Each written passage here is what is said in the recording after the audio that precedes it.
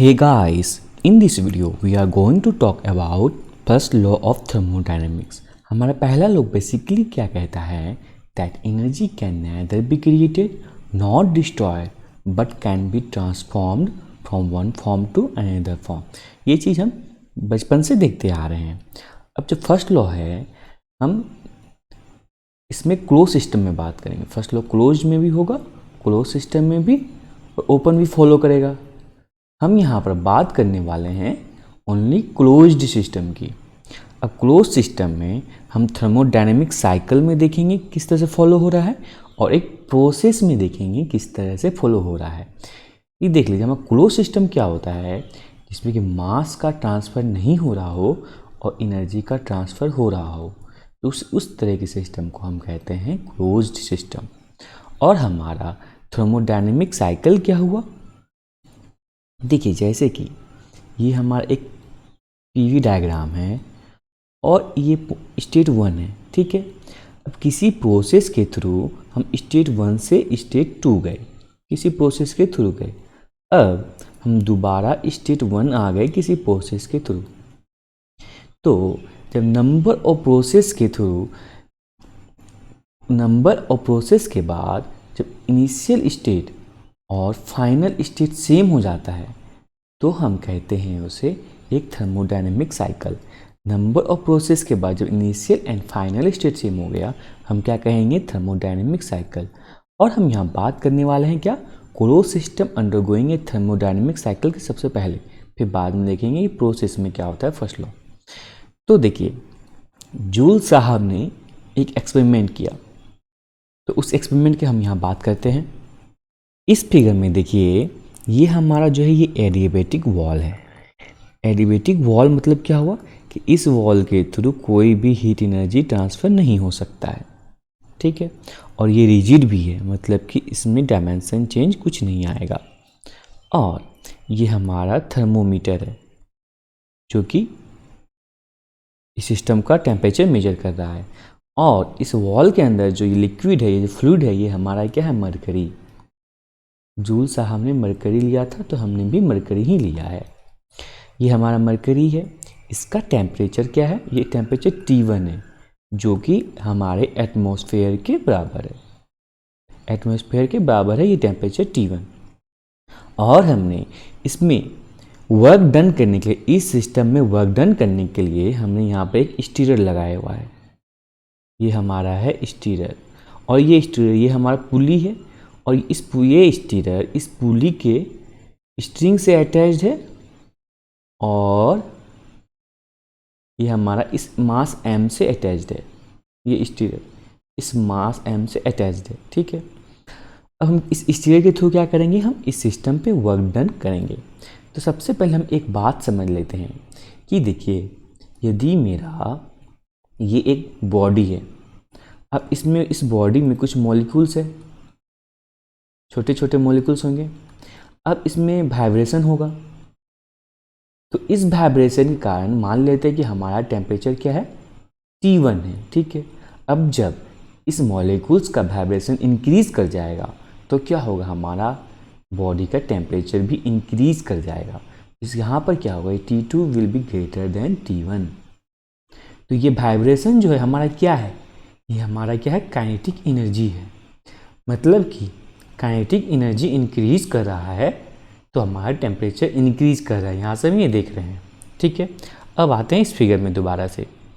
अब देखिए, ये मास m है।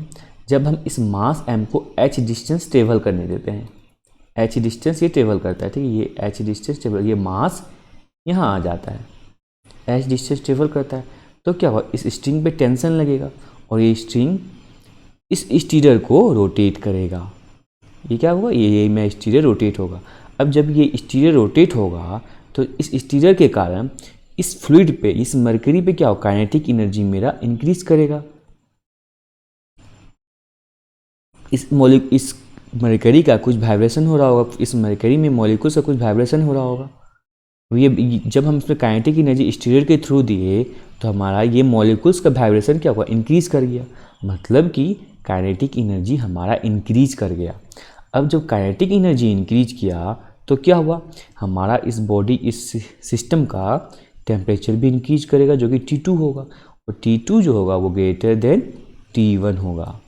ठीक है, और हमने क्या किया, वर्क इनपुट दिया। अब ये जो वर्क इनपुट दिया वो क्या होगा, ये हमारा चेंज इन पोटेंशियल एनर्जी, ये जो हमारा ये बॉडी का ये वेट का जो पोटेंशियल एनर्जी में चेंज आया, हमने तो वही वर्क दिया है इसमें।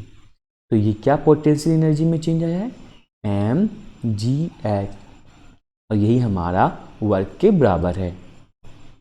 अब यदि हम इसी चीज़ को ग्राफ में देखें तो ग्राफ में किस प्रकार देखेंगे, देखिए ये हमारा कोई भी ग्राफ है किसी भी प्रॉपर्टी के लिए, मान लीजिए ग्राफ है एक्स एंड वाई प्रॉपर्टी के लिए हमारा ये ग्राफ है। ठीक है, अब क्या हुआ, हमारा स्टेट 1 था जिसमें कि हमारा क्या टेम्परेचर T1 है जो कि एटमॉस्फेयर के बराबर है, और हम स्टेट 1 से स्टेट 2 जाते हैं। कैसे, जब स्टीरियर हमारा वर्क डन दिया, स्टीरियर हमारा सिस्टम में वर्क किया, स्टीरियर हमारे सिस्टम में वर्क किया तो हम स्टेट 2 पहुँचे जहाँ पर हमारा टेम्परेचर क्या था, T2 था। ठीक है, ये हमारा अभी तक एक प्रोसेस हुआ।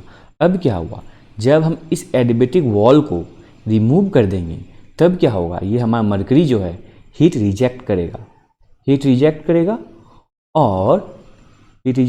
ये हमारा मरकरी, और ये दोबारा से T1 टेम्परेचर गेन कर लेगा, ठंडा होगा। जब हम वॉल को रिमूव करेंगे तो हीट रिजेक्शन होगा और मरकरी ठंडा होगा और ये दोबारा से T1 टेम्परेचर गेन कर लेगा।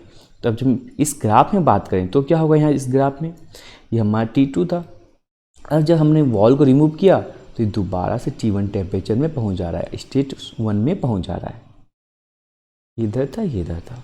तो हमारे यहाँ पर क्या हो रहा है, यहाँ हीट रिजेक्शन हो रहा है। तो जूल्स ने इस एक्सपेरिमेंट के थ्रू क्या पाया, that work transfer in a system is directly proportional to heat transfer on that system. जितना हम वर्क ट्रांसफ़र किए वो डायरेक्टली प्रोपोर्शनल है हमारे हीट ट्रांसफ़र के। अब देखिए इस साइकिल में, इस थर्मोडायनेमिक साइकिल में क्या हमारा एक ही प्रोसेस है, मतलब वर्क डन का प्रोसेस जो एक ही है, एक ही प्रोसेस में हमारा वर्क डन हो रहा है और एक ही प्रोसेस में हमारा हीट रिजेक्शन हो रहा है। यहाँ पर तो ये भी हो सकता है कि नंबर ऑफ प्रोसेस में वर्क डन हो और नंबर ऑफ प्रोसेस में हीट रिजेक्शन हो, तो वो एक साइकिल फॉर्म हो। तो जब नंबर ऑफ प्रोसेस होगा तो हम इसको इस प्रकार से लिख सकते हैं, summation of work in a cycle is directly proportional to summation of heat transfer in a cycle. जब नंबर ज़्यादा हो तो हम ऐसा लिख सकते हैं। अब समेशन को रिमूव करने के लिए हम इसको कैसे लिख सकते हैं, समेशन को रिमूव करने के लिए हम इसे इस प्रकार लिख सकते हैं, the cyclic integral of del W is directly proportional to cyclic integral of del Q. अब साइक्लिक ये क्या चीज़ है, ये बता रहा है पूरे साइकिल के लिए, ये क्या बता रहा है, हमारा जो पूरा साइकिल में जितना भी वर्क ट्रांसफ़र हुआ और हमारे पूरे साइकिल में जितना भी हीट ट्रांसफ़र हुआ दोनों डायरेक्टली प्रोपोर्शनल है। ठीक है, और ये क्या बता रहा है, ये जो हमारा है ये पाथ फंक्शन डिनोट करता है। ये पाथ फंक्शन यहाँ पर हम डिस्कस नहीं करते हैं, ये बाद में डिस्कस किया जाएगा। ठीक है, तो ये था हमारा cyclic integral of del W is directly proportional to cyclic integral of del Q. अब देखिए हमको इस प्रोपोर्शनलिटी को हटाने के लिए जूल्स ने क्या किया, प्रोपोर्शनलिटी को हटाने के लिए जूल्स ने इसे इस प्रकार लिखा,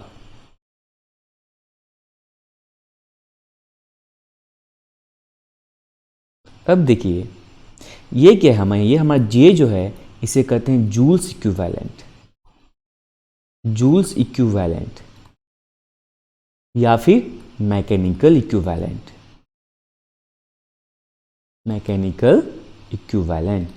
अब देखिए ये हमारा जे, इसे ये कहते हैं। हमने यहाँ जे क्यों पुट किया, क्योंकि पहले क्या था कि वर्क का जो यूनिट था हमारा जूल था, ठीक है, और हीट का यूनिट क्या था, कैलोरी था। तो इस यूनिट को सेम करने के लिए जूल ने यहाँ पर एक जूल्स इक्विवेलेंट पुट कर दिया, तो जो कि जे है हमारा। नहीं, अभी यदि हम एसआई की बात करें तो एसआई में हमारा क्या होगा, एसआई में हमारा क्या हो जाएगा, एसआई यूनिट में तो हमारा यूनिट सेम ही होगा, जूल दोनों में। तो हम इसलिए इसको इस प्रकार से लिख सकते हैं, the cyclic integral of del W is equal to the cyclic integral of del Q. Net heat transfer in a cycle is equal to the net work transfer in a cycle. यही हमारा first law कहता है. First law क्या कहता है? That in a close thermodynamic cycle net heat transfer is equal to the net work transfer. ये क्या था हमारा? ये हमारा क्लोज थर्मोडायनेमिक साइकिल है. ये हमारा जो साइकिल है ये क्लोज थर्मोडायनेमिक साइकिल है जिसमें कि हमारा net heat transfer is equal to the net work transfer. अब जूल्स ने क्या देखा कि जब हम एक सिस्टम है, जब इसमें वर्क दे रहे हैं, तो हमें हीट ट्रांसफर मिल रहा है वो इक्वल है. ये दोनों किसी साइकिल के लिए इक्वल है, ये जूल्स ने पाया. लेकिन वही चीज़ जब हम किसी सिस्टम पे हीट दे रहे हैं तो क्या हो रहा है कि हमारा जो वर्क मिल रहा है वो दैट इज़ नॉट इक्वल. इसको हम इस प्रकार से समझ सकते हैं. देखिए, मान लीजिए हमारा एक साइकिल है, ठीक है, एक साइकिल, ये चक्का है. जब हम पैडल दे रहे हैं साइकिल पे तो क्या होगा? ये चक्का रोटेट करेगा, और मतलब इस चक्के पे वर्क हो रहा है, ये चक्का रोटेट कर रहा है. अब ये चक्का रोटेट कर रहा है, इस चक्के पे वर्क हो रहा है. और जब हम एक ब्लॉक है, हम इसे ब्रेक देते हैं तो क्या होता है? 2 ब्लॉक होता है जो कि इस चक्के को रोटेशन से रोकता है. और जब ब्लॉक को ब्रेक दिए तो ब्लॉक क्या किया हुआ? इसको पकड़ा. ये ब्लॉक इस चक्के को पकड़ेगा तो क्या होगा हमारा? तो ये हमारा चक्का रुकेगा. तो यहाँ पर हमारा ये जो काइनेटिक एनर्जी था ये चक्का का, ये क्या हो जाएगा? ये ब्लॉक में हीट एनर्जी में कन्वर्ट हो जाएगा. ये kinetic energy of wheel will be converted to heat energy in a block. ये हो जाएगा हमारा यहाँ पे. तो ये जो होगा यहाँ पर क्या होगा? ये दोनों इक्वल होगा. जो काइनेटिक एनर्जी जो होगा वो टोटल हीट एनर्जी में कन्वर्ट हो जाएगा. जितना काइनेटिक था उतना हीट एनर्जी होगा. लेकिन जब हम ब्लॉक पे हीट एनर्जी देंगे, ब्लॉक को हीट करेंगे, तो हमारा जो चक्के पे काइनेटिक एनर्जी में कन्वर्ट नहीं हो पाएगा उतना. जब ब्लॉक को हीट करना है तो हमारा चक्के पे काइनेटिक एनर्जी उतना कन्वर्ट नहीं हो पा रहा है. हम यहाँ से ये कह सकते हैं कि the mechanical work can be fully converted into heat energy, but only a part of heat energy can be converted into mechanical work. ठीक है, तो हमने एक क्लोज थर्मोडायनेमिक साइकिल में देखा कि हमारा फर्स्ट लॉ क्या होता है कि that net heat transfer is equal to the net work transfer in a close thermodynamic cycle. देखिए इस लैंग्वेज में देखिए, when a close system undergoes a thermodynamic cycle the net heat transfer is equal to the net work transfer, जो कि ये हमारा ये equation कर रहा है. अब जो हम बात करेंगे एक प्रोसेस में, फॉर ए प्रोसेस, हमने क्या कहा था कि हमने किस में देखेंगे? पहले साइकिल में देखेंगे, फिर प्रोसेस में देखेंगे. ठीक है, अब देखिए हमारा ये एक सिस्टम है, ठीक है, जिसमें कि कुछ हीट सप्लाई हो रहा है और हमें क्या मिल रहा है? हमें वर्क डन मिल रहा है. ठीक है, तो हमने क्या कहा था अभी कि only A part of heat energy can be converted into work, not full amount of heat energy can't be converted into full amount of work. Only A part of heat energy can be converted into work. और हमने पहले क्या देखा था कि that energy can't be created और can't be created और can't be destroyed, मतलब उसे सिर्फ ट्रांसफ़र कर सकते हैं. तो यहाँ पर तो क्या है? यहाँ पर जो है हमारा del Q is greater than del W है. तो इसका मतलब क्या हुआ कि कुछ सम अमाउंट ऑफ एनर्जी यहाँ पर इस सिस्टम में हमारा स्टोर हो रहा होगा और इसे हम कहेंगे स्टोर्ड एनर्जी. इसे क्या कहेंगे? Stored energy. इसको हम ऐसे समझ सकते हैं, ये हमारा स्टोर्ड एनर्जी है. देखिए इसको सिंपल तरीके से समझे आसान भाषा में, तो देखिए यदि में पिस्टन सिलेंडर अरेंजमेंट है तो हम जब यहाँ हीट देते हैं, इसमें हीट देते हैं तो क्या होता है? इसमें यदि हीट देंगे तो सबसे पहले ये अंदर जो गैस है उसका इंटरनल एनर्जी बढ़ाएगा, फिर बाद में जाकर ये पिस्टन को राइज करेगा, कुछ इसको राइज करेगा. अब देखिए ये जो स्टोर्ड एनर्जी है इसको भी हम 2 पॉइंट ऑफ व्यू से देख सकते हैं. एक माइक्रोस्कोपिक, एक हमारा होगा मैक्रोस्कोपिक पॉइंट ऑफ व्यू और एक होगा माइक्रोस्कोपिक पॉइंट ऑफ व्यू. ठीक है, एक मैक्रोस्कोपिक और माइक्रोस्कोपिक। हमें मैक्रोस्कोपिक में क्या क्या आएगा, पोटेंशियल एनर्जी, काइनेटिक एनर्जी, ये हमारा आ जाएगा मैक्रोस्कोपिक पॉइंट ऑफ व्यू में। और माइक्रोस्कोपिक में क्या आएगा, देखिए ये एक हमारा मान लीजिए सिस्टम है जिसमें कि बहुत सारा मॉलिक्यूल है और इसमें वाइब्रेशन हो रहा है, तो ये आएगा हमारा वाइब्रेशनल एनर्जी, वाइब्रेशनल एनर्जी। अब यदि ये मॉलिक्यूल का रैंडमली मोशन है, इधर से इधर ये मूव कर रहा है, इधर मूव कर रहा है, इधर मूव कर रहा है, तो ये क्या आएगा हमारा ट्रांसलेशनल एनर्जी, ट्रांसलेशनल एनर्जी। अब देखिए यदि हमारा ये O2 है तो O2 क्या हुआ, एक बॉन्ड बनाएगा, ऐसा बॉन्ड बनाएगा, तो इसमें क्या आएगा, बॉन्डिंग एनर्जी, बॉन्डिंग एनर्जी। और क्या होगा, अब यदि इस एक्सिस का ये बॉन्ड है हमारा, ये अब इस एक्सिस के अराउंड रोटेट कर रहा है, तो एक एनर्जी क्या आएगा, रोटेशनल एनर्जी, रोटेशनल एनर्जी। ठीक है, तो हम इस सारा माइक्रोस्कोपिक जो पॉइंट ऑफ व्यू के जितना अंदर आ रहा है उस सारी एनर्जी को हम कहते हैं इंटरनल एनर्जी। इसको क्या कहेंगे हम लोग, इंटरनल एनर्जी कहेंगे।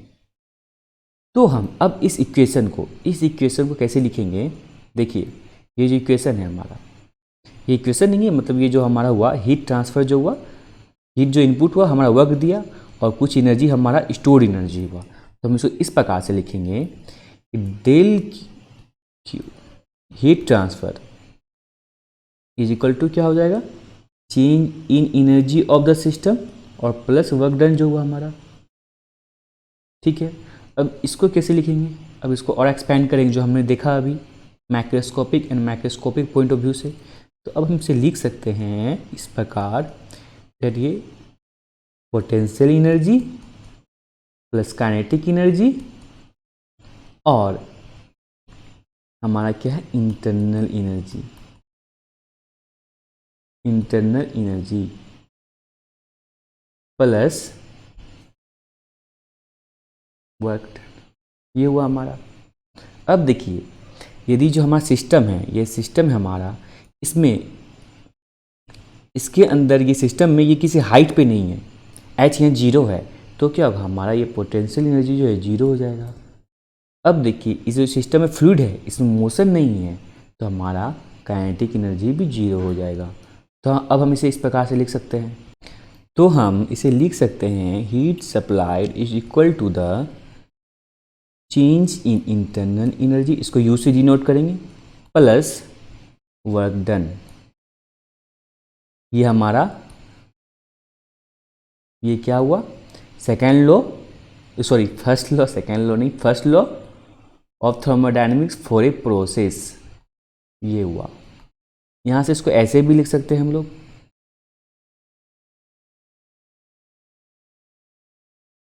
ये भी लिख सकते हैं।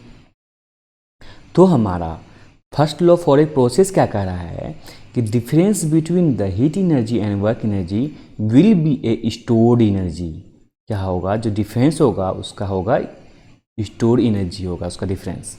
तो हमने क्या देखा, ये हमारा था प्रोसेस के लिए, और हमने क्या देखा, for a close thermodynamic cycle net heat transfer is equal to the net work transfer. ये दो इक्वेशन हमने जो पाया, ये दोनों इंपॉर्टेंट इक्वेशन है, ये प्रोसेस के लिए और ये साइकिल के लिए। तो इतना था हमारा thermodynamic first law of thermodynamics, इतना था हमारा। तो आशा करता हूँ ये वीडियो आप लोगों को पसंद आया होगा। धन्यवाद देखने के लिए।